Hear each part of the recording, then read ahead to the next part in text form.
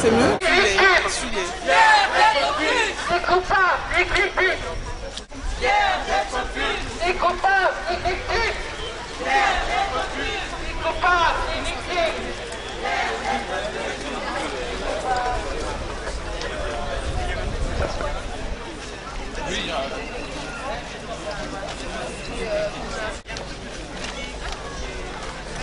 Nouveau parti handicapé. Qu'est-ce que le nouveau parti handicapé?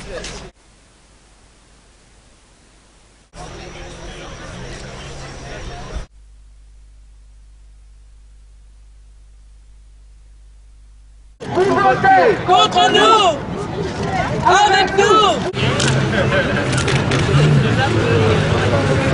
Ce que je revendique, c'est le droit commun, c'est la décriminalisation, la reconnaissance de mon travail comme un travail, donc avec l'ouverture de droits, droits sociaux, droits du travail, la même protection de n'importe quel autre travailleur. En réalité, c'est l'égalité des droits avec les autres travailleurs, tout simplement. On peut avoir genre minimum vieillesse ou ce genre de trucs, mais en général c'est de l'arnaque quoi. En général ils essayent de... La plupart du temps c'est très difficile d'avoir réellement ces droits reconnus. Il y a quelques personnes qui arrivent si elles ont des bons avocats, etc. Mais en général il faut se battre quand même. Hein.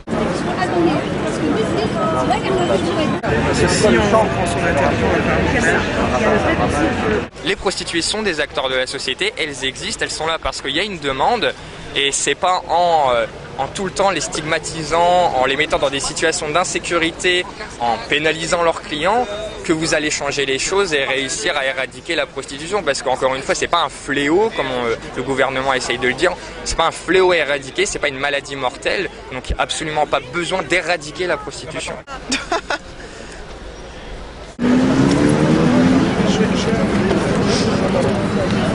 Comment interdire une chose tout à fait naturelle, hein?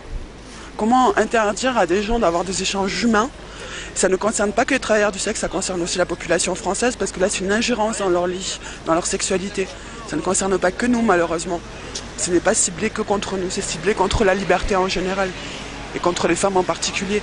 Parce que si aujourd'hui on empêche les travailleurs du sexe d'utiliser leur corps comme elles l'entendent, demain ça sera aux femmes qu'on l'interdira.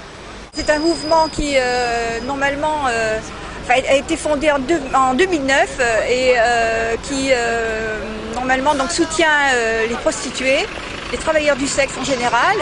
Et comme en ce moment, depuis 2003, les lois qui sont passées tentent plutôt à éloigner des structures médicales ou de prévention tous les travailleurs du sexe, j'estime qu'en tant que citoyenne,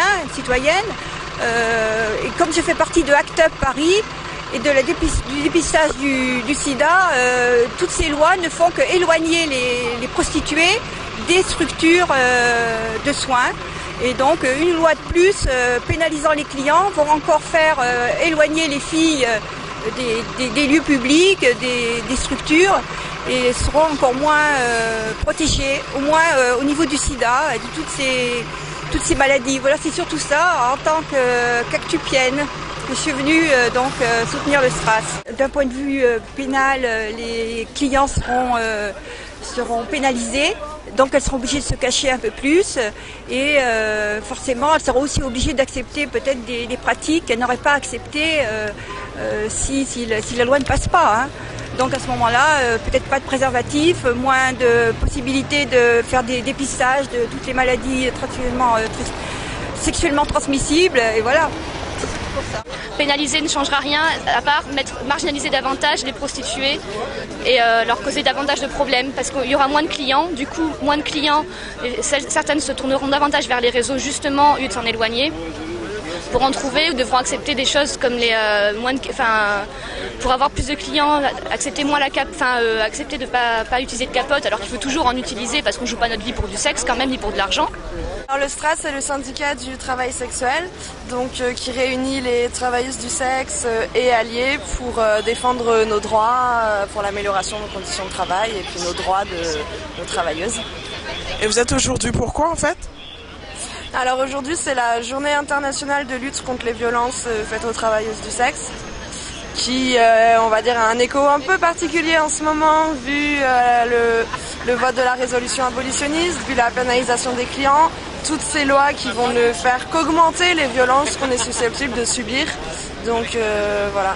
Le fait de pouvoir se regrouper en travailleurs du sexe et comment dire, un peu échapper aux stigmates, s'échanger un peu nos expériences et voir qu'on peut lutter ensemble, ça fait du bien. Oui.